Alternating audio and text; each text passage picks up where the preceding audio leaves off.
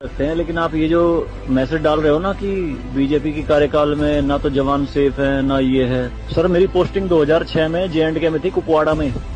वहाँ पे बॉर्डर पे एक रूल था, no first fire no more than 11 NM, यानी कि जब तक पाकिस्तान की तरफ से एक भी फायर नहीं आ जाता तुम कोई फायर नहीं करोगे। नो मोर देन 11 mm मतलब वो हमारे ऊपर RPG चलाएं, मोटरार चलाएं, कुछ भी चलाएं, हम 11 mm से ऊपर का राउंड नहीं चला सकते थे वहाँ पे। मेरे हाथ पे ओम गुदा हुआ है।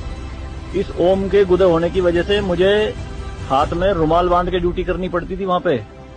अगर उनको ओम दिख गया ना तो छोटे छोटे बच्चे पत्थर मारना शुरू कर देते थे। और सर श्रीनगर के लाल चौक पे 26 जनवरी के दिन बहुत बड़ा तिरंगा बिछा के जिंदी गाय काटी थी, जिंदी, और जिंदी की खाल उतारी थी सबके सामने, पूरी सेना के सामने। यूनिट खड़ी थी वहाँ पे पूरी, और चक्कू लहरा के खूब बोलते थे, क्यों भाई हिंदुस्तानी कुत्तों, तुम्हारी माँ है ना ये, देखो क्या हाल करेंगे इसका हम।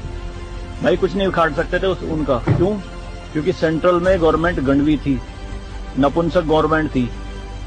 हमारे सर पे चौकी बना ली थी उन्होंने, जो LAC है ना, LOC, उस पे बिल्कुल वहीं 50 मीटर के दायरे में। और रात में बड़े बड़े स्पीकर पे माइक पे बोलते थे पाकिस्तानी रेंजर्स, अरे अपनी बहनों के एक रात के लिए हमें दे दो, क्या हुआ हिंदुस्तानी नपुंसको, चलाओ गोली। कुछ नहीं कर सकते थे उनका। 2014 में जब गवर्नमेंट चेंज हुई तो सेना अध्यक्ष बिपिन रावत साहब जब उनसे मिले तो उन्होंने बताया कि बॉर्डर के हालात खराब है सर, छूट नहीं है जवानों को कुछ भी। तो PM मोदी ने कहा था कि छूट मेरी तरफ से पूरी है, मैं नहीं जाऊंगा वहां लड़ने, तुम जाओगे।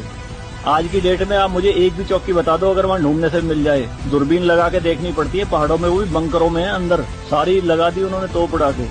शांति काल में आप 155 mm की बोफोर्स टाइप की तोप नहीं चला सकते, यूएनओ का रूल है। लेकिन 2014 में ये बोफोर्स भी चली J&K में पाकिस्तान की तरफ चौकी उड़ाने के लिए। तो सर ये मत कहिए कि बीजेपी के कार्यकाल में जवान मर रहे हैं, ये हो रहा है। सर सेना के जो हाथ खुले हैं ना वो बीजेपी के कार्यकाल में ही खुले हैं। मैं इसका जीता जागता प्रत्यक्ष आपके सामने बैठा